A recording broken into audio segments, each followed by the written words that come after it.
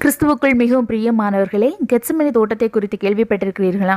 Gethsemane என்பதற்கு எண்ணெய் ஆலை அல்லது எண்ணெய் செக்கு என்று பொருள். இது எருசலேமில் உள்ள ஒலிவ மலைக்கு அடியில் காணப்படுகின்ற தோட்டம். இதற்கு எதிர்ப்புறம் கெதரோன் என்ற ஆறு உள்ளது. கெத்செமனேயை மத்தேயு மற்றும் மார்க்கு நற்செய்தியாளர்கள் திருமறையில் குறிப்பிட்டுள்ளனர்.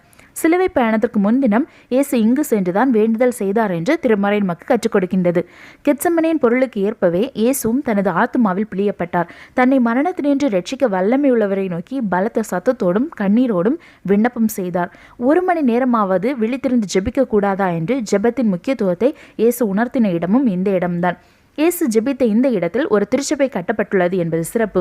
இதன் தமிழ் பெயர் இயேசு துக்கப்பட்ட இடம் என்பதாகும். நம்முடைய பாவங்களுக்காக தான் இயேசு தனது இரத்தத்தை சிந்தினார். அவரது வியர்வை இரத்தத்தின் பெருந்துளிகளாக விழுந்தது. ஆம், நமக்காக சிந்தப்பட்ட இந்த இரத்தமானது விலையுறந்தது என்பதை புரிந்து இயேசுவோடு ஐக்கியப்படுவோம். இயேசு கூறிய வார்த்தைகளுக்கு கீழ்ப்படிந்து ஜெப வீரர்களாக மாறுவோம்.